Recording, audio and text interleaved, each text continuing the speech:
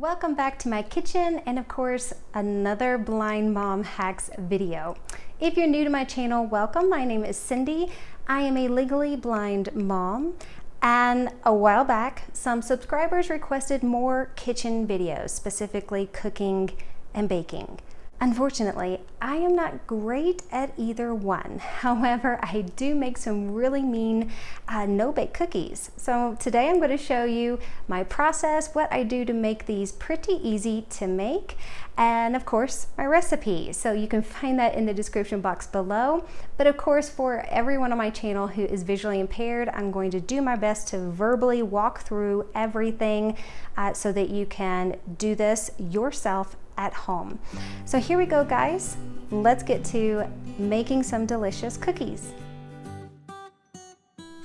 All right, guys, let's go over the materials and things you will need. Starting with ingredients, you will notice here, guys, if you can see what I have out, all of my ingredients are dairy-free. My husband is vegan, so everything that I make is vegan, but you do you. You know, whatever's in your pantry, refrigerator, the products, ingredients you're used to using will work just fine.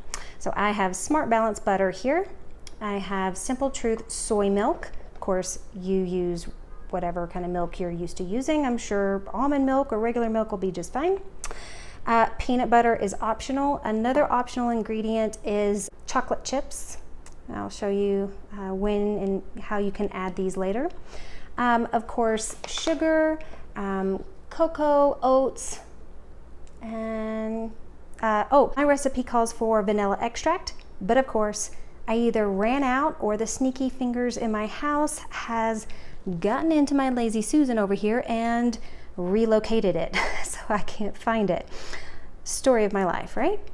Over here you will also need utensils. I have a mixing bowl, a 1 cup measuring cup, a little like stir, spatula, mixer thingy, teaspoon and tablespoon measuring thing. So here we go, guys. Let me show you step number 1. Things first is 2 cups of sugar. So let me reach over here, get my sugar.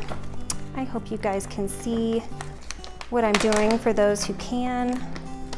Okay, so I put my measuring cup inside the mixing bowl. It helps decrease the mess all over my countertops, which, as you guys know, I'm currently listing my house, trying to sell it. So keeping it clean is like the name of the game right now. So I use my finger and I can kind of guesstimate when I am to the cup measurement, so I need a little bit more in here. Again, I'm kind of spilling it everywhere, but hey, that's why you got the mixing bowl under you. Okay, so that's just probably a little bit under a cup, so I'll be sure to make this second one extra full. You can kind of see I'm tucking my thumb over the edge, so the measuring cup is in my left hand, sugar is in my right. I'm pouring. I'm using my ears a lot, guys, and just the feel. So now with my thumb over the edge of the measuring cup, I can feel it to the rim, and that's probably close. Even it out on top, kind of feel around. Okay, I think that's good. I'm gonna add just a wee bit more. The next ingredients are 1/4 cup of butter and a 1/2 cup of milk. So I'm gonna just go ahead and do 1/2 cup of milk next.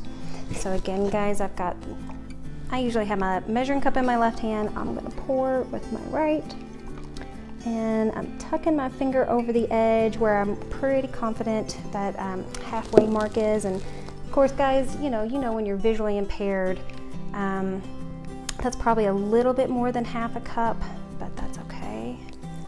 I'm gonna just not maybe pour it all out.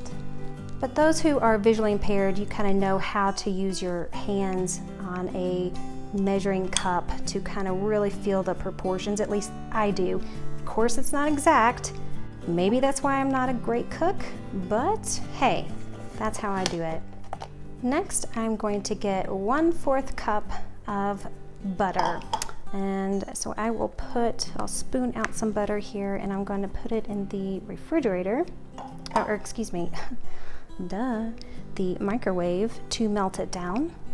Make sure that it mixes really well with all the other ingredients. So I'm going to pop that into the microwave for just a few seconds. Let's see how long it takes to melt our butter. I think I put it in for like 15 seconds. We'll see. All right, let's check out our butter and see if it's good and melted. Swishing it around, it feels very liquidy to me. So here we go. I'm going to add that into our mixture. All right, so we have our sugar, we have our butter, and our milk in our mixing bowl here. Next, we are gonna add 3 tablespoons of our cocoa. So again, I'm gonna hold it over my my mixing bowl, and I'm gonna get 3 heaping tablespoons, because I mean, who doesn't love extra chocolate, right? So 1, 2, and 3 tablespoons of cocoa. That's out. Next, you will stir all of these ingredients together really well and prepare to transfer it to your stovetop to cook. All right, I am transferring our mixture into a pot on the stove. Okay. Set that aside. Now I'm going to turn my stove on high heat. I have a gas stove here, guys, so I'm just going to listen. Here we go, it caught. So I'm on high heat, and you're going to stir this pretty continuously, guys, for several minutes. Now here is the tricky part for those who have little to no vision. You want to make sure that you cook the chocolate and the sugar and milk and butter and all that jazz until it gets to a light boiling point. So with my heat on high, I am stirring pretty regularly, making sure all my ingredients are mixing, melding, and jiving together to make some delicious chocolate. Here is the trick. So my mixture has been on high heat for a while, and every now and then I stop because my oven light is on, and I'm kind of using the reflections off of that I can pick up visually off of the surface of the chocolate to start to try to observe and listen. Oh, I hear it kind of starting to pop on the edges. You can hear it when it gets to a light boil, and right now it is to a light boil. And you want to let it boil like this for about 30 seconds. So I'm going to give it a stir just to make sure it's all evenly heated throughout as it's reached this boiling temperature. Just a light periodic stir. Again, you don't want it to boil too long, because if you do, your chocolate will get dried out and they'll be very crumbly, they won't set right. And if you don't let it boil long enough, they are too moist and very runny, messy, gooey, difficult to shape and form. So this is the tricky part of this recipe. It is knowing, okay, has it cooked long enough? Has it not cooked long enough? So again, roughly 30 seconds at this boiling point right here, and I can hear it. That's how I know. I have my oven light on overhead, and so I'm using the reflections to kind of catch the boiling on the surface of the chocolate with what low vision I have. But again, guys, if you are used to low vision, you can hear when you're cooking and your mixture is boiling, right? So that's been about 30 seconds. So I'm going to turn my heat completely off. Keep stirring it, guys. Now here is where you add your vanilla extract, if you have it. And I believe it is a teaspoon of vanilla extract that you would add in at this point. But since I don't have it or know where it is, we're gonna skip that part. If you wanted to only make peanut butter no-bake cookies, this is also where you would add your peanut butter. I make both, so I'm going to show you how I do that later on. I add the peanut butter later on after dishing it up a bit. So if you want only peanut butter chocolate no-bake cookies, here you would add about 3/4 or maybe a full cup of creamy peanut butter into your mixture. Again, I'm doing that later.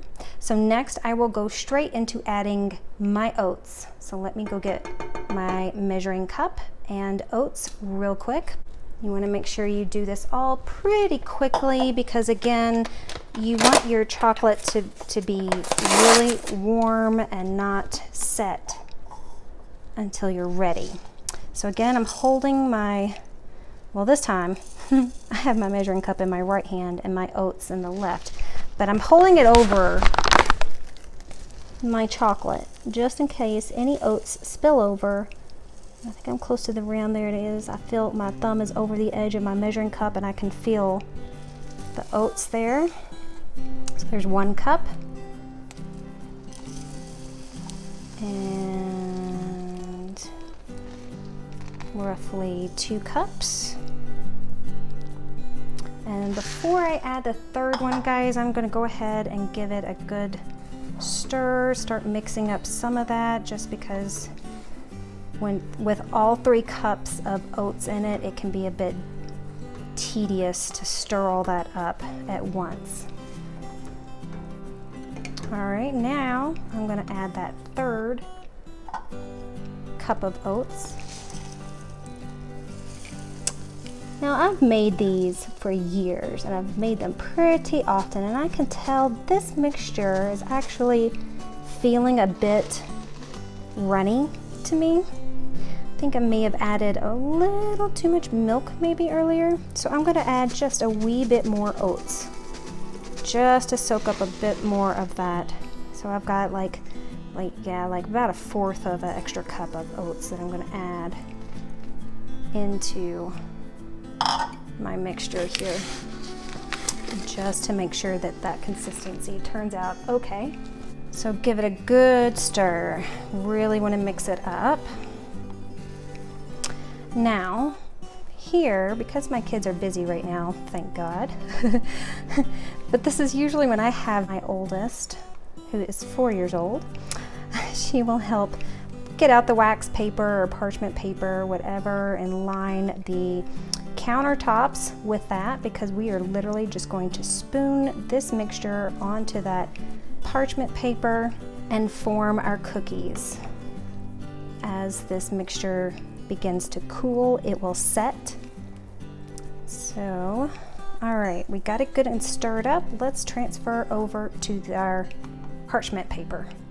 Of course, I could not find the perfect little scooper I had for this job, so I'm just using a tablespoon to scoop out small portions and placing it on the paper. You could probably also use an ice cream scooper if you have one. All right, so here's my first parchment paper full. I've got, I don't know, a dozen or give or take on here. Some are big, some are small. You don't want to make them too big, guys, because these can be quite filling and rich with all those oats and chocolate. And so we just get like, I don't know, little, like small little baby fistful, and then I'll make even smaller blobs over here for the kids, just so they don't get too sugar happy, if you know what I mean. So because this sheet is pretty full, I'm going to slide it over to the side and put out a new fresh sheet for more cookies. All right, so I'm getting a good point in my mixture where this is where I will add peanut butter to the mixture before it gets too cool. So let me do that real quick. Let me set up the camera, and I'm gonna add about, I don't know, probably 2 tablespoons, maybe 3 tablespoons of creamy peanut butter. I'm gonna try to do that now. Let me get this over here where you can see. Let me go grab my peanut butter.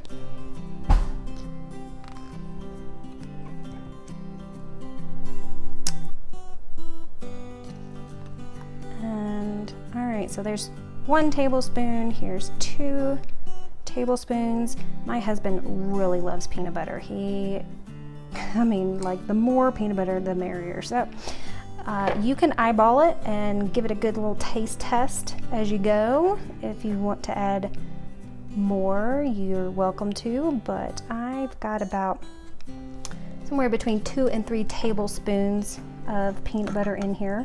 So I'm going to move my spoon out of the way so I don't scratch up my pot. And I'm going to give it a good stir again. Really mix up that peanut butter into the chocolate and oats. It does take quite a bit of elbow work here, guys, because it is starting to cool and kind of set, and when the oats are in the chocolate, it's harder to get that peanut butter really mixed in really well, but this is just the only way I know how to get a good mixture of just chocolate no bakes and chocolate peanut butter no bakes. All right, so I think that is mixed up pretty well. We're getting pretty close anyway.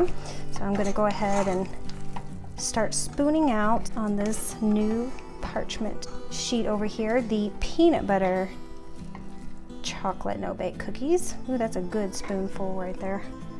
There you go, hubby. You'll really love that. And so I'm just going to continue dishing this up. Of course, guys, I am using my index finger here to kind of help get it off of my spoon because it is starting to form just a little bit, and so it's getting really sticky to my spoon. It's really tempting to lick your finger, guys, but don't do it because ew. I think if you were totally blind and the whole like spooning out, you know, the portions and shaking them onto your parchment paper, I mean, trying to figure out, like, I mean, I don't have a lot of vision, but I guess I am using a little bit of what I have to do this part. So by all means, guys, use your whole hand. I'd say the mixture in the beginning might feel quite uncomfortable and hot, but if you have an ice cream scooper or anything like that, I'd say that will do really well and might make this process a bit easier. You will probably need to use your finger just like I am here, using my left index finger to get it out off of the spoon because it's clinging at this point, and to kind of help form the cookie. And you know, if you're totally blind, you might need to use your finger also to help you with spacing. But again, guys, you do what works for you.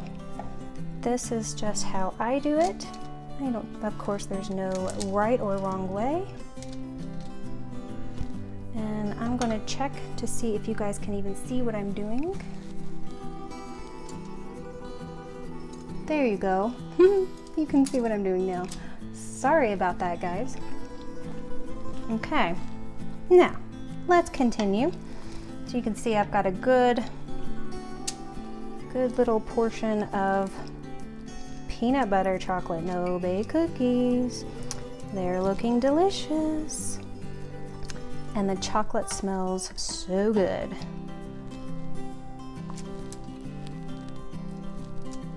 I hope everyone is staying healthy right now. I know COVID is rearing its head back up.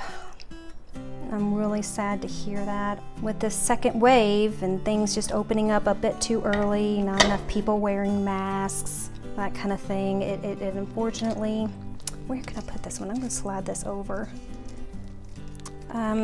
Yeah, guys, I'm just I'm heartbroken right now at the loss of life right now. So I really hope all of you who are watching this right now are healthy. You are taking care of you, your friends, your family, wearing masks, all that jazz. Okay, guys, so that is about it. All right, friends, I am done. I kind of went back and just used my hands to kind of form and shape them as they are cooling and setting. It takes about 20-30 minutes to really cool and set. I can tell a color variation difference between the ones that have peanut butter and the chocolate ones. There's also a slight texture difference, so if you have significant vision loss or totally blind, you can kind of tell that chocolate ones are a bit more gooey. The peanut butter can kind of dry the mixture out just a wee bit, so let me know in the comment section, guys. Do you like this recipe? Did they turn out okay for you? Did you just stick to all chocolate or just all peanut butter? Also, I'm really curious if you liked this video. Let me know if you would like to see more of this kind of stuff on my channel. Otherwise, guys, thank you so much for watching. As always, blessings to you and yours.